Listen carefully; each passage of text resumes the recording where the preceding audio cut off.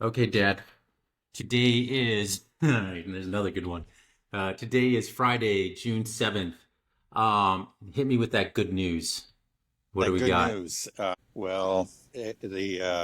The forces have landed on Normandy. Oh no, that was June 6th, 1944, right? 80 That years was ago yeah, in it a was day. That yeah, was a 80 bad years joke. ago today. So that was very bad. I'm sorry, but what could I do? So nothing good to say? uh, I just hear that Putin is seems to be very self-confident. I think that actually is good news in a way. It's just like Putin does not seem to be worried. I guess what we say, if Putin seems to actually be scared or worried, then we're in real trouble because that guy is very cool. He's just, I mean, and he's very well informed. And I think he has a very good understanding of what's happening, in his theater of operations. All the reports that are coming from the St. Petersburg, um, yeah, Economic forum. economic forum. All the reports are saying that he seems to be just very much at his ease, very, very confident. It doesn't seem, seems to be very optimistic about Russia's future, both economic future and military future. And so, in a sense, I would say that's good news. Maybe it's bad news for if you're Zelensky or Biden or whatever. But I think it's even good news for them because, the worst thing that happened is that, Russia really it sees a crisis, thinks that its existence is threatened, and then we are truly on the verge of nuclear war. One of the things that Putin was talking about was saying that, at St. Petersburg was that no, we're a long ways from that. Our doctrine is just that if our very existence is threatened, our territorial integrity. In other words, we're on the verge of losing the war, being conquered by, a foreign power. That's when nuclear weapons could come into play. But he says, that's just not on the horizon right now. He was responding to some criticisms or implied criticisms that he was brandishing nuclear weapons. He says, no, not I don't see there's any need for us to use them now. I just need to remind our rivals or enemies in the West that we do have nuclear weapons, and you really don't want to go down these paths. It's I think it's a healthy reminder, but it's not a threat, and it seemed clear from the way he was talking to me.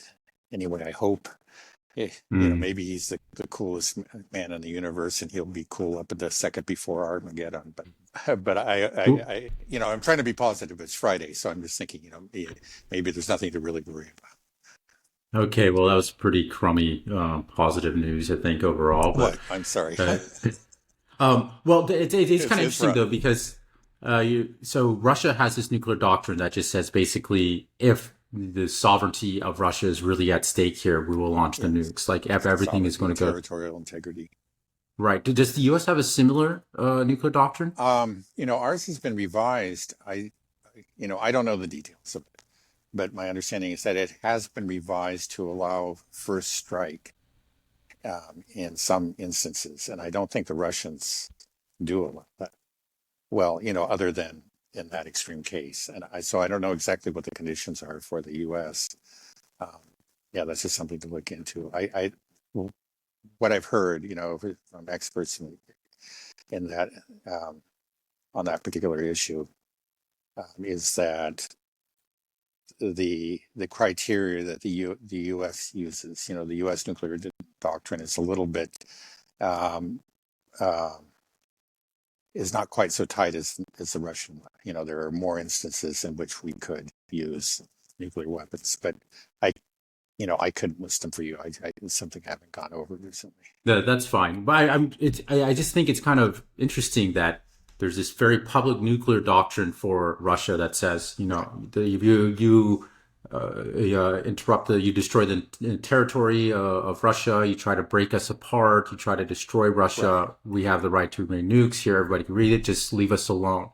And then we've been going directly with this idea of we need to try to break Russia up. We need to break it Right. up into multiple territories, which is directly saying that we want to trigger their nuclear doctrine, right? I mean, right. Does Yeah, nobody it's not. I don't bring think that it's up? actually right. I don't think that. Well, I don't think that like Biden has said anything like that. Um, I know that I guess at one point Lindsey Graham suggested that we should assassinate Putin, and that might be the Mhm. sort of thing that could, that obviously would threaten the sovereignty of Russia.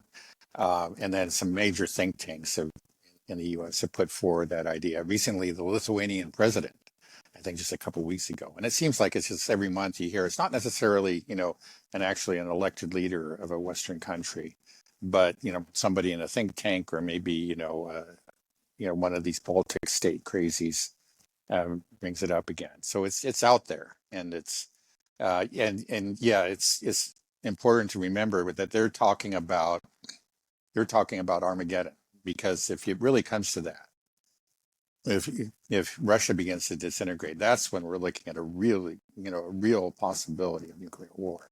So these people should be locked up, or I mean, at least they should be shut up, or removed from office or whatever, or kicked out of their think tanks. They should not have platforms. This is just this crazy talk. But you hear it, from people that are supposedly serious and have some real authority and influence. Okay, well, seeing how we're talking about Russia, Ukraine already, and this little escalation game that we're playing, I heard something about Putin or just Russia looking at arming the enemies of the West. Basically Right, the America and NATO have been arming the shit out of Ukraine. We've been giving them tons of weapons and right, pouring everything in, and now greenlighting attacks into Russia. So Russia's saying like, okay, well, then maybe we should bolster up, the enemies of the United States. If this thing right. does kick off, we want to make sure that we're ready, which is scary to think. And it also makes me think that, so basically what we're talking about, what countries we're talking about, Iran, potentially Syria, China, North Korea. Yeah. So what is Or this? yeah, or Do you, or maybe some non-state actors like the Houthis or some of these militia in in Syria and Iraq mm, that are allied with the Iranians. Um, right. and then yeah, Basically, we were talking, I asked you a week or so ago, a couple weeks ago about like, do you see a possibility of these conflicts merging, the ones in the Middle East and the Ukraine Gaza right. conflict? This is one kind of step towards that. That's We can true. see That's a good point. that unification of that the strength between Russia and Iran, and Syria. So you have these two blocks. You have Israel and the United States and Western Europe, basically, kind of together against Russia, Iran, Syria, the Houthis, the Chinese. Is that kind of how you? This is where I see it generally playing Yeah, out, and I believe we talked about it last a couple days ago as well. Just how these actors like Zelensky and Netanyahu, they have the same goal. They want this right. global conflict, and I so think I there's can no question see it. about it. Right. Right. So And they're working on it nonstop. For them, it's a matter of personal survival and the survival of their respective regimes. And so yeah, they're gonna do whatever they can. Um, and it's the U.S. should just again there's no point. We understand the various reasons that they've been drawn in. The U.S. has been drawn into these conflicts, but yeah, the downside is so huge, and it should be. Uh, and it's becoming increasingly apparent, as these conflicts progress, that the argument for pulling out, of finally just saying no, um, you know, beating a retreat becomes very powerful. But again, it just seems like those forces that have pushed us into those conflicts are just irresistible. It's just that the Israel lobby, or the Russian hating neocons, they still have a stranglehold on the policy. But it's yeah, I mean, it's you can stop and think, okay, maybe in both cases you'd say, okay, well, we can use these. Well, I think in the case of Israel, it was never that way. Israel it's always been a case of the tail wagging the dog. That it's really it's never been in our interest to support them. Now, in the case of Russia and Ukraine, at least that was something, that was a theory that the neocons had. We can use Ukraine as a tool, right? And that's what they've been doing. They've been attempting to use Ukraine as, a battering ram against Russia. Now it's increasingly obvious that it's failed, and that this guy that they've been supporting, Zelensky, is trying to use them to draw him into a conflict that clearly is not. I think even the most crazed neocon, all but the most crazed neocon, understands that all-out World War III and certainly nuclear conflict is not in our interest. But you're working with a guy, who has every incentive to draw you in, and he has levers, because of the narrative that you've helped to establish. He has a lot of places where he can apply pressure and continue to push you, and we just saw that recently in the case of this change in policy about missiles into pre-2014 Russian territory. It was clearly they were trying to resist it, but they felt like they had to give in to some of that pressure that Zelensky was putting on them, right? And they took a baby step and down that road to Armageddon. Mm. I think it's something initially, back when they first thought we're going to use this guy as a tool, that's something that they say, well, we don't want to do that or that. But now they find themselves doing it because, okay, you were using him as a tool, but now he's in a position where he can use you. And that's always been true. Right. Well, back to the original question about, Russia arming other countries. Have they actually done anything concrete? Has there been any, was this just a sort of a statement of something that they're considering to do, or are they actually going to do it? And if they are, who are they going to arm? I don't think there's, well, I know in Syria they've been very careful. They've been helping, doing, what they can to support the Syrian government in its fight against real terrorists that are, Al-Qaeda offshoots and ISIS and so forth. But certainly they have supplied them with weapons, but they put restrictions on them, like on the use of the S-300s and so forth.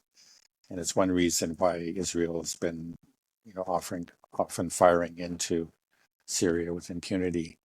And then I know there was some talk about, like, when the Houthis began hitting all these ships, that some people theorized that maybe these were coming from Russia, but I've never seen any concrete evidence of that. I think they're coming from Iran. So I think they've been actually very careful not to do that. But, now that the U.S. has declared that, okay, our proxy that we're assisting can, fire these missiles, our missiles with our help into your country, they say, okay, you've just changed the rules of the game. We may see that the Houthis are going to have some very much more potent missiles, in the coming weeks and months.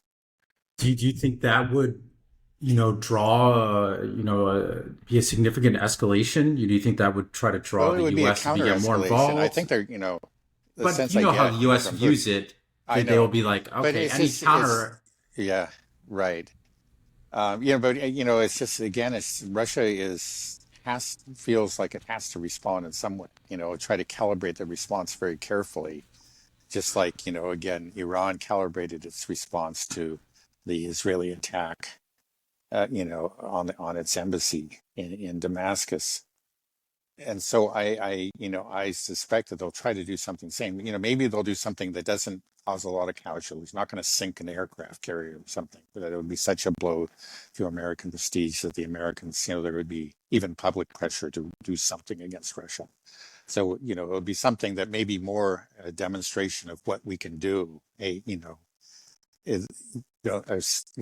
kind of a shot across the bow to say, okay, look, we could sink this ship, be aware of it. And, our proxies are now armed, and the gun is loaded. So let's stop this right now. And, hopefully they will. It seemed like again, in the case of Iran and Israel, it worked what the Iranians did. They brought it to an end and they made their point, right? And maybe the Russians are going to try to do something very similar. But it's a dangerous game no matter what. It's a game that they figure they have to play, because if they don't respond, then it's just kind of, there'll be more talk, just like, a lot of these European leaders, they're just bluffing, they've been threatening us, promising consequences for months and nothing happens, and so with that kind of mindset, well, escalation is inevitable. So what do you try to do? Well, you try to respond, but then there's always a risk that you could actually accelerate the escalation. But again, you have to try something. You just have to be very careful about how you do it, and hope that you just you kind of calm down scare the mental patient without infuriating him and sending him on a rampage. Well, I mean, the mental patients we're talking about are Zelensky and Netanyahu. They're Well, no, infuriated. actually, I was These are thinking the mental mad. patients were like Biden and Macron or something. That's Okay, what you want to well, scare them. These guys, Zelensky and Netanyahu, I don't think yeah. they want all-out war, and then you want to let these guys behind them. Look, if you continue to do like what these guys are pushing you to do, you will get all-out war, and it's not going to be good for you. I don't know. It And just it seems scary to me. I mean, if oh, it is you scary. once you if Russia's like he says arms the Houthis or something like this, Israel is going to feel like it's going to feel very threatened. I think this is now Israel is going to be pulling all of its strings to try to get this war going. I feel like how much influence they have Right. in the U.S. system. It's going to kind of push. It'll make kind of this I think Ukrainian-Israeli alliance between Netanyahu and Zelensky that we're both backing, which I think could be kind of scary. Because the Uh-huh. relationship between those two is kind of strange. It's like, we don't really, because they're kind of competing for, there are two Right. conflicts and they're both competing for U.S. Intervention and U.S. Weaponry and U.S. money. Right. And just who can get the Right. most out Yeah. of America. And some like a certain amount of weaponry that was, um, that was on its way, or it was had already been allocated to Ukraine, was diverted to Israel, and obviously Zelensky wasn't happy about that. But at the same Mm-hmm. time, he had to go out, wave the Israeli flag because that's just part of being on Team USA. Yeah, I mean, for me, this is a bridge between those two conflicts. If this happens, if Russia begins to arm either Yeah. Syria, Well, I'm Iran, sure I'm or, right. Again, we don't know. The we're just speculating here that Putin didn't say, it's going to be the Houthis or it's going to be, anybody even in the Middle East. Um, we're we're just speculating. That seems like the most an obvious place where there are, various forces arrayed against the U.S. who have actually already struck U.S. assets, and if empowered with more potent weapons, could do real damage to the many bases in that area. So it's certainly a possibility, but we don't know that if he's going to try that or he's thinking of something else. yeah, I don't know.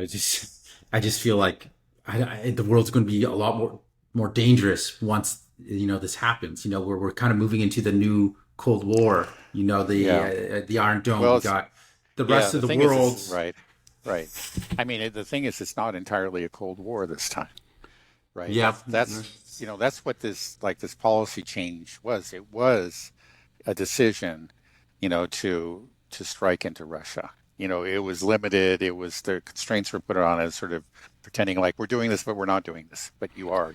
Maybe you limited it, but you did cross that line, and you are striking Russia with your weapons. We know that this is something that the Ukrainians not do on their own. That's something that never happened in the Cold War. That's important to remember. There were proxy wars, but there were never direct strikes into, either U.S. territory by a Soviet proxy or vice versa. And now it's happened. So in a way, it ceased to be just a Cold War. There's a little bit of heat here now. do you think that where we're at right now in this situation is more dangerous than anything we've seen during the Cold War? Do you think? Well, it's I don't think to my knowledge there haven't been any incidents that have really taken us to brink. There was, apparently there were some incidents where somebody almost pushed the button during the Cold War. One was immediately following the Cuban Missile Crisis. It's not a very well-known incident, but it should be well-known. Apparently, there was a damaged Soviet submarine in the Caribbean, and it didn't know that a settlement had been reached between Kennedy and Khrushchev, I guess because it had been damaged, they hadn't received the news, and then they believed that they were under attack. There was actually, I think, an American ship that had dropped depth charges in their area or something. And according to their doctrine, because they were on high alert, they were expecting like could begin, the nuclear war could begin at any moment. Both sides were on that high alert, and everybody else had been taken down, but this one submarine hadn't, because it hadn't received the news. And they thought they were under attack, and they very nearly, the captain was ready to do it, send a nuclear missile flying, into the continental United States. It could have taken out an American city very easily. And then that could have been the end. It really could have been. But it was just the political officer, and I guess the commissar on board just said, no, just don't do it. And they waited, and then they got the news that a settlement had been reached. And there's some other incidents, where accidents happen. Like, there was a flock of birds was, misinterpreted as incoming missiles, or that kind of thing. So there were some very scary incidents, during the Cold War. We got closer to nuclear war than most people realize on a few occasions. I don't know if there have been any incidents like that, but just the overall situation, I think, is worse, because they're just, one thing is, after the Cuban Missile Crisis, there was an awareness on both sides that this is a dangerous situation for both of us, and we got to take concrete measures to reduce the risk. And they did work at it. Detente was achieved. These various, there was test bans and restrictions, and these missile treaties. But we just, there's less communication now. And then on the U.S. side, it just seems like that healthy fear that we had of the Soviet Union and of nuclear war is gone. I mean, you just get this really, again, crazy talk. We've talked about these people who are saying just break apart just break apart Russia. But there are people that go farther. I mean, who like, um, reporters for major Western publications that have kind of spoken of, we got to call, for example, we got to call Putin's bluff, saying Putin's, is threatening to use nuclear weapons. Well, he probably wouldn't do it. So let's call it, you're a madman. What do you mean probably wouldn't do it? So probably the world would survive, which is just like, if it's a 1 in 1,000 chance, or 1 in a million chance, we got to stop and think about it, because we're talking about the end of the world. And then when you get to something, probably, what is this, but there just seems to be an era of these people just don't seem to have a grasp of reality. I think the folks in the security people, the security state that and the both on both the Soviet and the American sides had a firmer grasp on reality, and there were some crazies on both sides, but there were a number of people who just said, oh, we really got to work to keep this from happening. And, there was some crazy talk about using nuclear weapons, and, both China and against the Soviet Union, occasionally by an American politician or a pundit or something. But usually, or without exception, those people were just roundly denounced. And, that talk was, everybody regarded, the great majority of the establishment regarded that as crazy talk. But you get these people saying things like that, talking, very recklessly about taking steps that could lead to nuclear war. And then there's kind of a shrug of the shoulders. People are more concerned about maintaining the narrative, and the narrative starts to collapse if we start to say that, hey, maybe we better be careful and not do something that could trigger a nuclear response, because that becomes, as I think we were saying last time, a Russian talking point. It's all about the narrative control, and and not conceding anything to the Russian side. But you say, well, I don't care if you're conceding it. We just have to concede something to reality. But there just doesn't seem to be as much of a concern for reality now as there was in the past. So I think overall the situation is more dangerous. Yeah. The talk is more Yeah. reckless.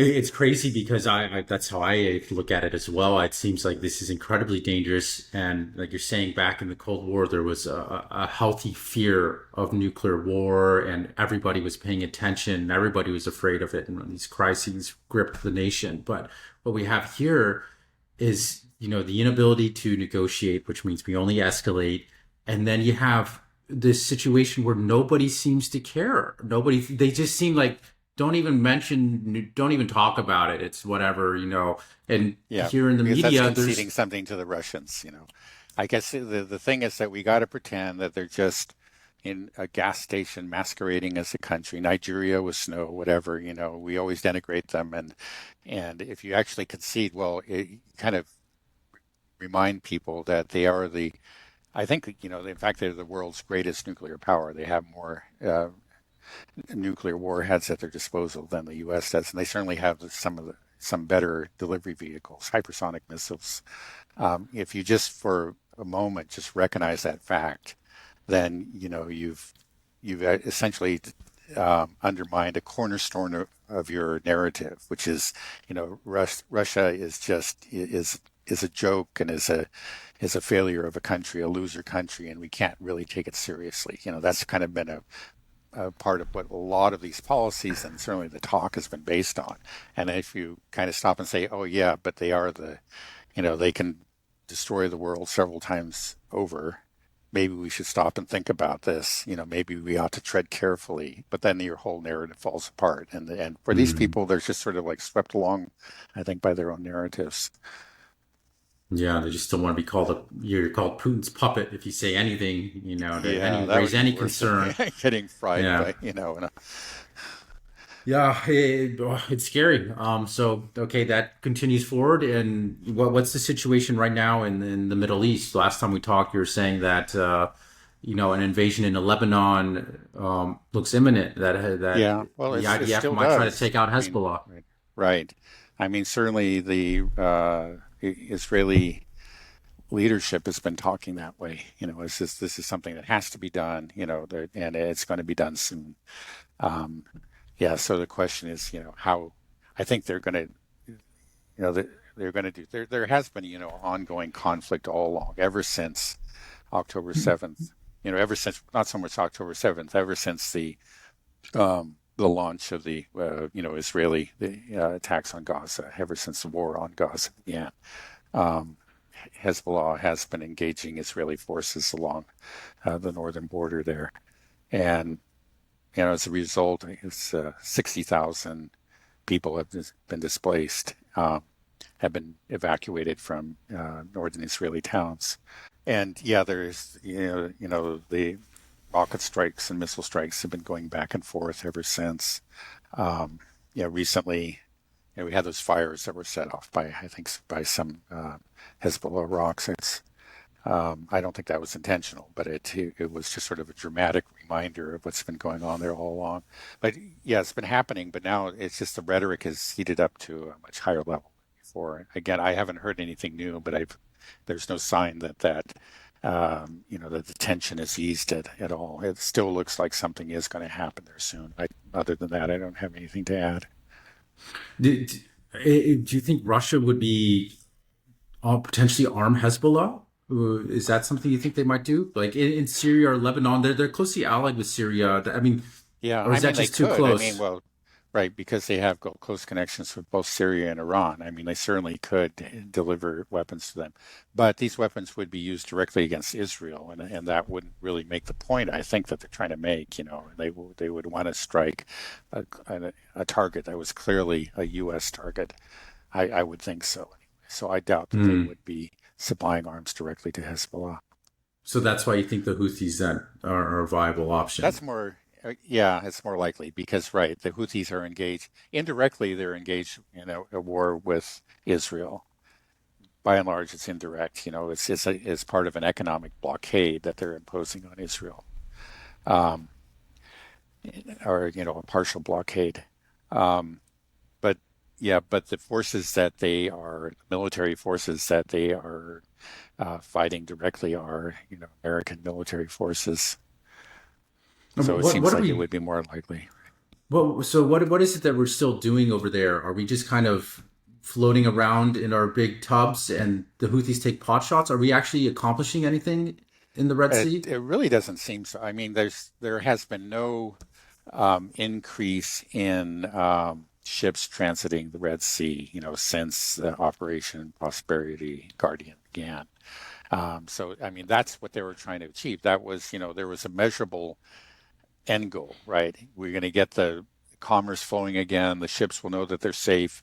And the fact is, if you look at, the records or maps that track these ships, over the last couple months, ever since the Houthis began their partial blockade, you see that there was a drop off right there at the start of the Houthi attacks, and they have not rebounded. They have not gone back up. And most So, ships are not even trying it. Most ships that know that they could potentially are targets of the Houthis are going south and going around the Cape of Good Hope. so what is it that our ships are actually doing? Are we trying to Well, attack the Houthis, or are we yeah, just trying to you're right. intercept There their was missiles, or like? both, I believe, from both. Recently, there was another missile attack on targets in Yemen by American ships. And the Houthis say that it's like I think a few dozen civilians were killed in those attacks. Um, but this is, so they're still firing missiles into Yemen, but it just is not having any significant effect. I think it was soon after that. We don't know what happened, but there are a lot of rumors circulating that an aircraft carrier, a U.S. aircraft carrier, was hit, and maybe it was, maybe it wasn't, but apparently the carrier went into a Saudi port, and there isn't any direct photographic evidence, but the captain of the ship apparently put out a video that was supposed to show everything was okay, but the video had been taken like 5 years earlier, so that didn't reassure anybody. So we Hmm. still don't know what happened. Hmm. Anyway, the Houthis Interesting. are still there. Yeah, the ships are not transiting the Red Sea, and America is still, occasionally, sporadically firing missiles into Yemen, I mean, obviously without much effect. it sounds like we're just kind of draining our munition stockpiles as well by just sitting there, shooting down these little missiles and Yeah, drones, and even then we don't get them all. So why are right. we still there? Why don't we try to move out if we're not slowing down we're not freeing up the shipping lanes at all? Yeah, Why well, are it's we just out there being targets? It's another tripwire.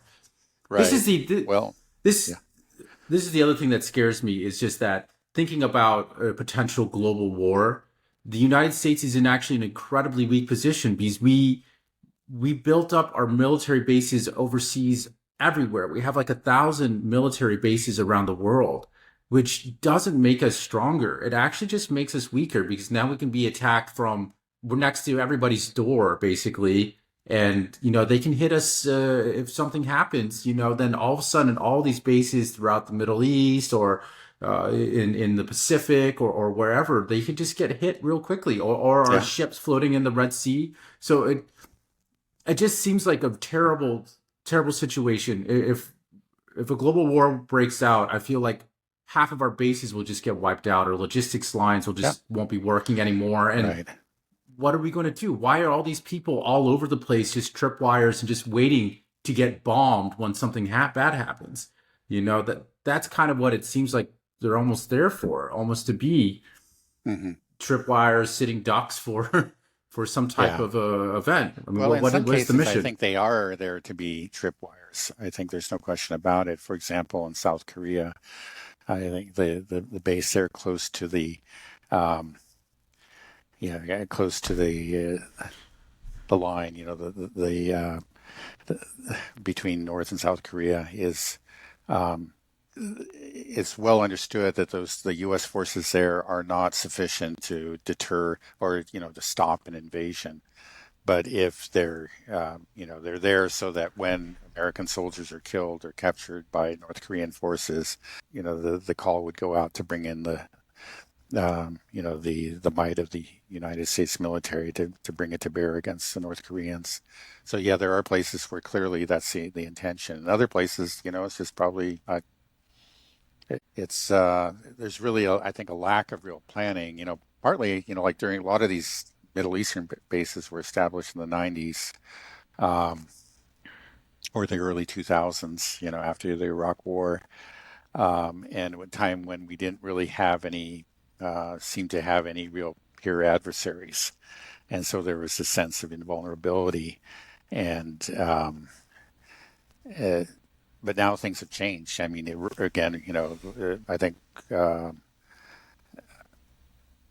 most importantly, Iran has become a much more powerful threat and has developed the capability of striking these bases. They didn't have them when those bases were established, but now they clearly have that capability, and they've demonstrated it. They can strike any of these bases in the Middle East. They're all very much within range of their missiles. But just like the U.S. military is like any government bureaucracy. There are a lot of forces just to keep things as they are. They're to maintain the bases that have been established. A lot of money flows through these bases. Salaries depend on them. It may really not make any sense to any strategic sense to the U.S., but it just makes a lot of career sense to many different individuals to keep these bases going. Hmm. Yeah, I don't see any real strategic value in these bases. They just seem to be, I just feel like there's going to be a strike on them sooner or later, and then all hell's going to Yeah, break well, of course loose. there already have been, but nothing really major. Yeah, something I was thinking about earlier today is just the the length of the American empire as the dominant power has actually been incredibly short. Like in terms of, you look at it historically, if you look at like the Spanish Empire, the British Empire, these previous histories, I mean, it seems like the US, we only got to hold on to it for about 80 years. It didn't really last very long. If you count since World War II, when we became the hyperpower, superpower, Uh-huh. isn't that incredibly short span of time for an empire to Yeah, maintain its top position? right. Well, yeah, I think maybe in a way it just seems like time moves faster now. I mean, it's just that technologies are being developed more rapidly, and um, commerce flows more quickly. It's just that everything is sped up. So I think that part of it is that, yeah, the life cycle of an empire also speeds up.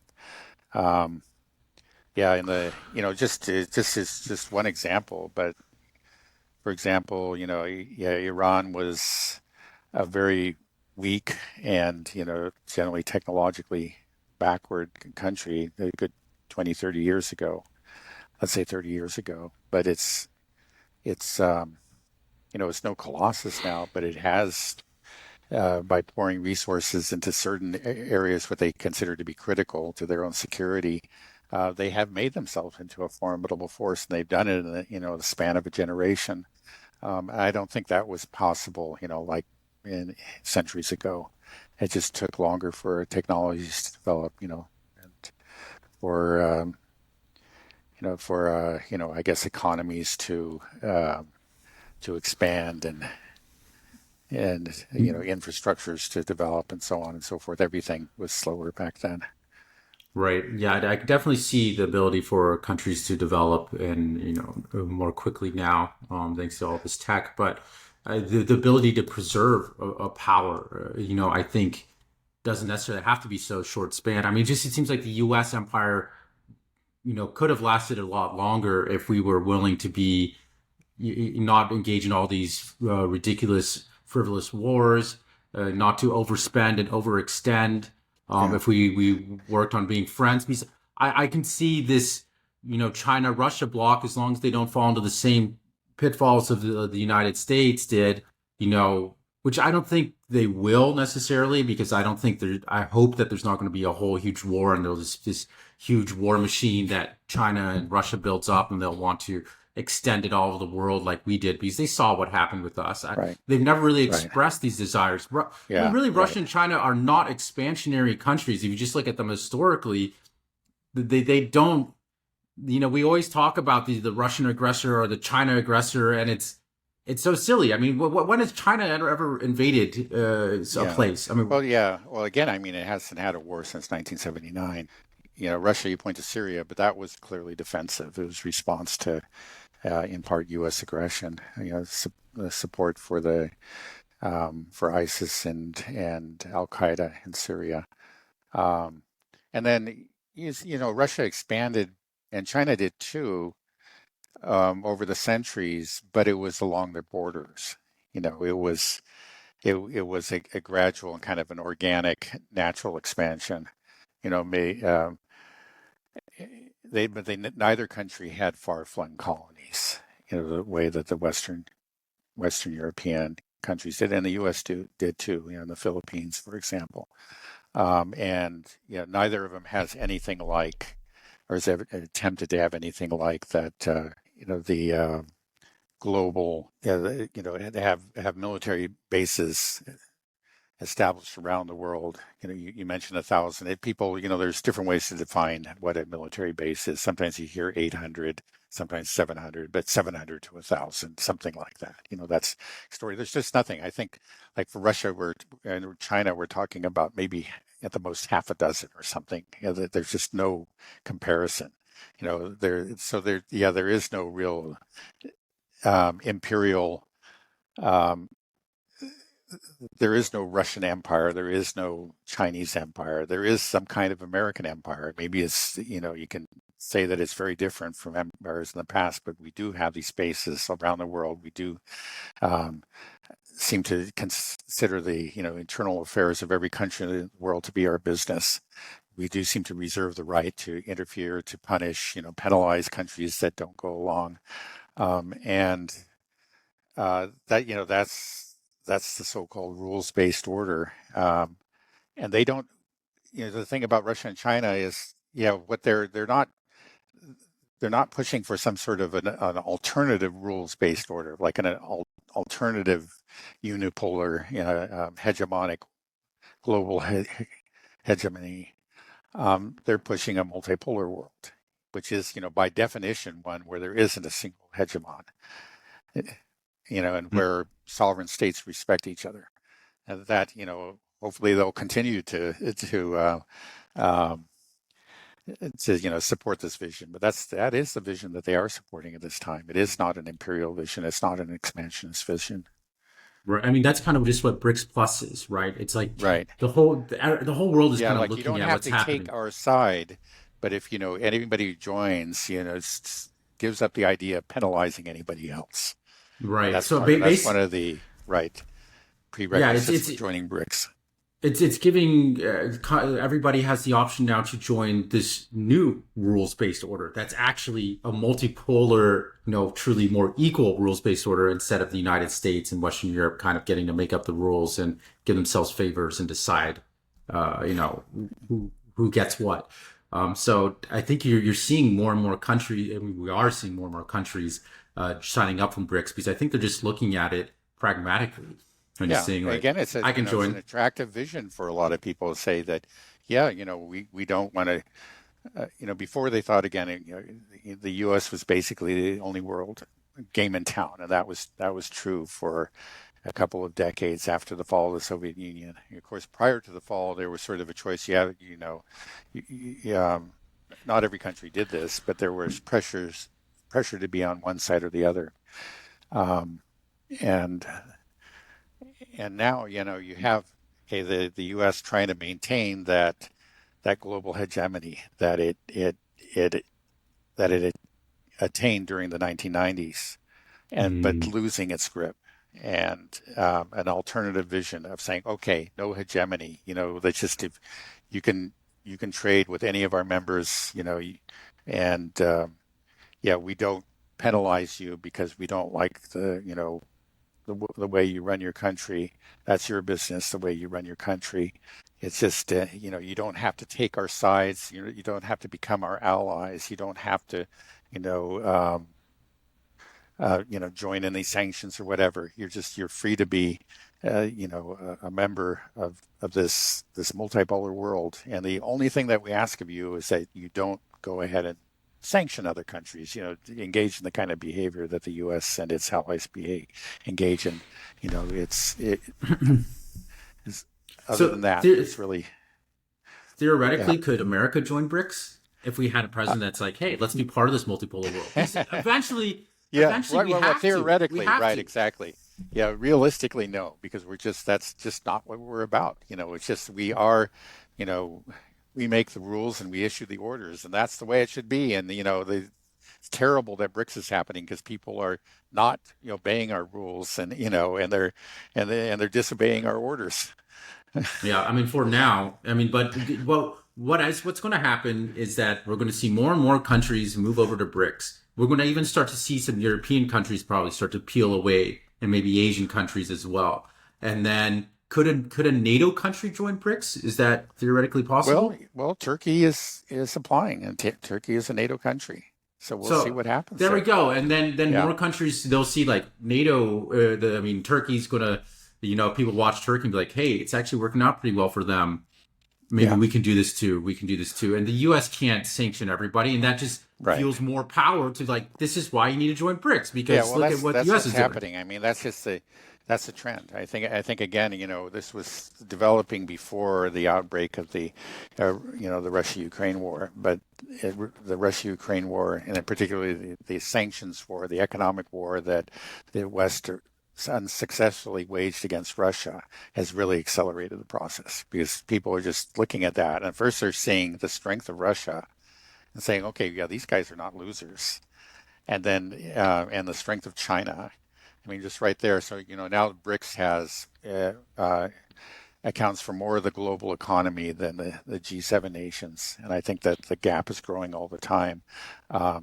And they're saying, and then hey, it's we join BRICS, and if we join BRICS again, the thing is that like we don't have to be enemies of the U.S., but if the U.S. decides to make us an enemy, we've got a lot of friends, right? And Hmm. so this whole thing is kind of building on itself. As long as the U.S. keeps on lashing out and trying to sanction impose more sanctions and secondary sanctions, I think the process will continue to accelerate and seize more assets too. That's all Right. doing a great favor to BRICS. Right. Yeah, I can see it happening, and it's exciting. I want us to be part of BRICS. It sucks that we're Uh, going to be the last ones to join. Because the rest of yeah. the world will move There's a on in big this party multipolar going on in the world. next building, and the party gets bigger and bigger, and Yeah, there are fewer people. It's just sort of like I exactly. think that it's just this peace conference, the so-called peace conference that's being held in Lucerne, Switzerland, later this month. I believe that it's kind of reflective of that trend. It's just like initially at the beginning of the SMO, a lot of people weren't sure what's going on here. Maybe the Russians are they really blew it, and they're going to be destroyed economically, and maybe Russia will fall apart. Maybe we better show up at this conference here because we don't want to.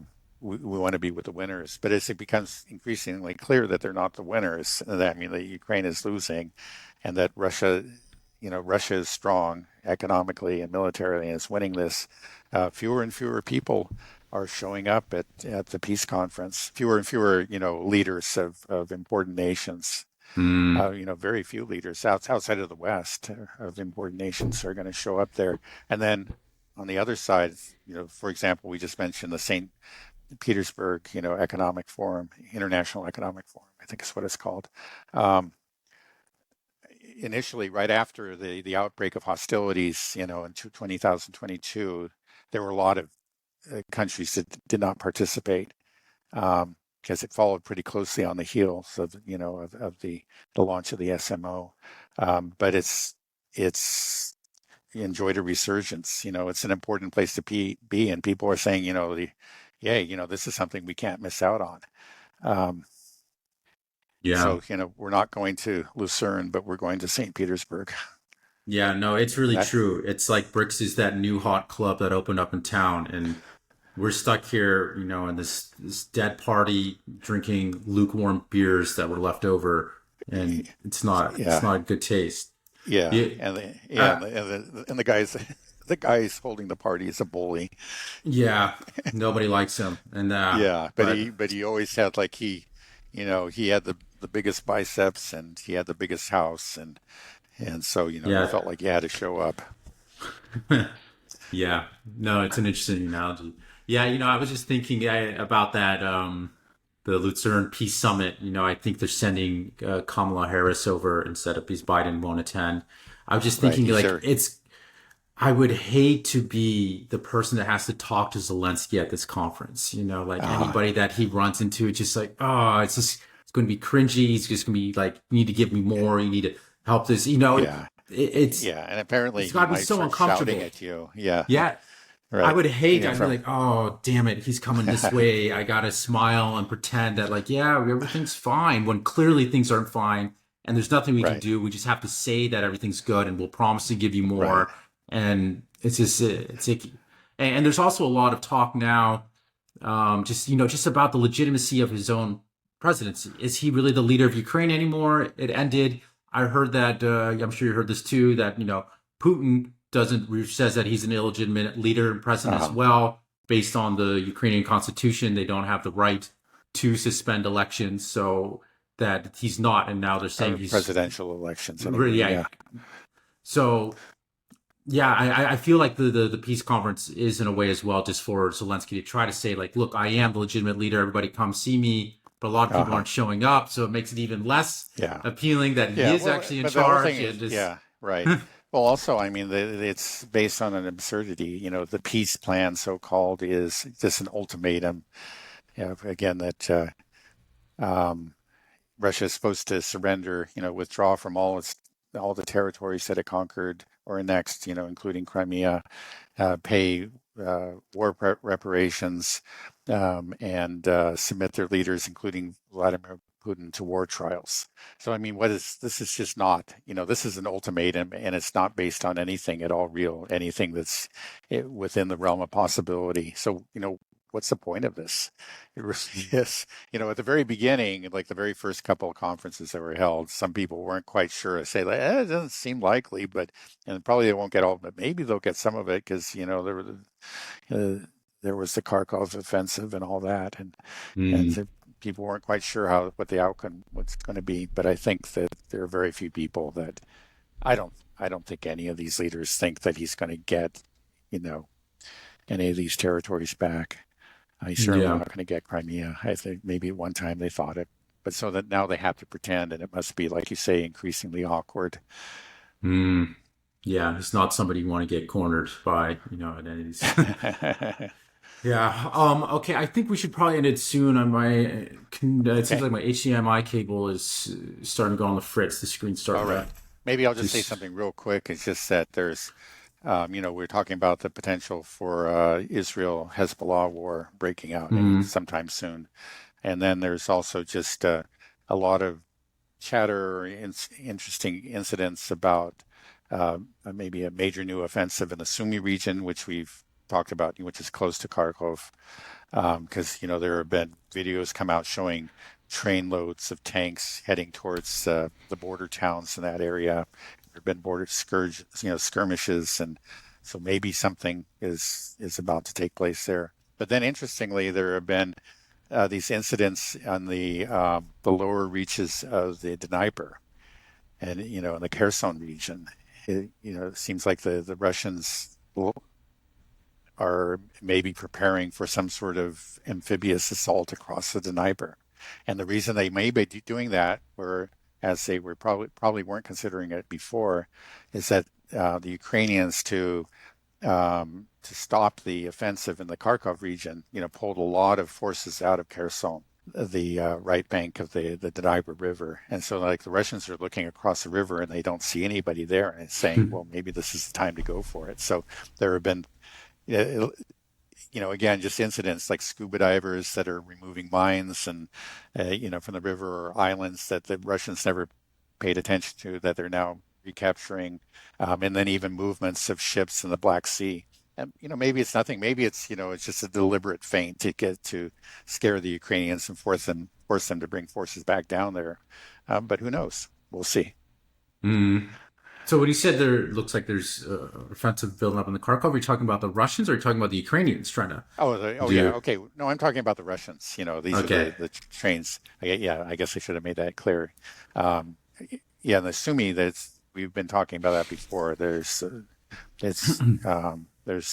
been a lot of talk and expectation that the Russians are going to launch possibly, a major offensive in that area. I mean, the offensive that they launched in Kharkov was significant. Apparently, they've captured something like 900 square kilometers, according to, which is a lot more than it was just a week or two ago. Things froze at these towns of Volchansk and Lipsy, or not froze.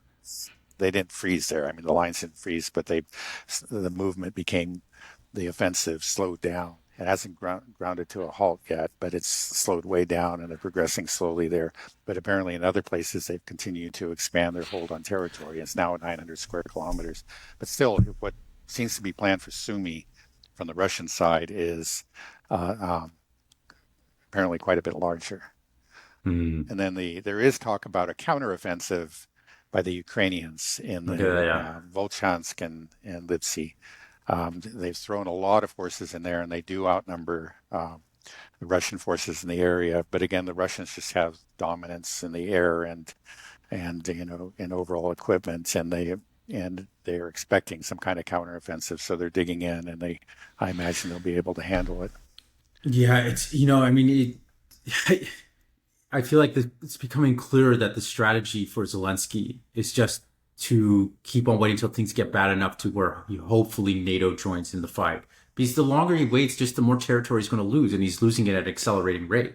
Every day that goes by, Ukraine gets a little bit weaker and Russia gets stronger. So it just that's got to be his only calculation. That's his Hail Mary. I actually don't think that's what he's trying to do. I mean, I don't think he's trying to wear down but he's just, he doesn't really have any understanding of how, wars are fought. I don't think he does. He certainly didn't have the background. It doesn't seem like clearly what he's doing. Yeah, is clearly it's hurting him. But it's this obsession of trying to hold on to every inch of territory that is resulting in these very, high rates of attrition. Very, catastrophic casualties on the Ukrainian side. But it's just, it's not, he's not the only one that's made that mistake. It was true of the mustachioed gentleman from Austria during World War II. He had that tendency. I mean, in a few cases, he took his general's advice and retreated. But in general, the order was always just hang on, don't retreat, and actually, Germany just lost the war sooner than it would have otherwise if they had retreated to more defendable lines. They suffered horrific losses. But it's clear that there's not going to be an actual real counteroffensive. They can't even mobilize the men. They used everything up. They had one shot and they blew it incredibly in a fantastic fashion. So last year. Zelensky's got to realize that. He's got to realize that there isn't going to be another counteroffensive. The only way there is going to be another one is if NATO troops. That guy, I know he's. I don't know if he really has a very good grip on reality. That's what we're being told from a lot of these reports that even coming to us from the Western media. That the guy doesn't really. He's becoming increasingly paranoid, and he's believing things or suspecting things that really aren't there. His generals are lying to him, and he knows best. He clearly doesn't know best. To the summer. I think last week I said maybe 4 months, and I generally don't make these. It's very hard to make these predictions, but I feel fairly confident that he won't make it for more than 4 months from now. So let's see. It's the beginning of June. He'll be gone by the beginning of October. So you won't make it to the election. Yeah. Okay. I'm not 100% sure, but better than 50% chance, I would say. Mm-hmm. Okay. Well, I think we could end it there. All right. Thanks a lot, Dad. Have a good rest of your day. All right. All right.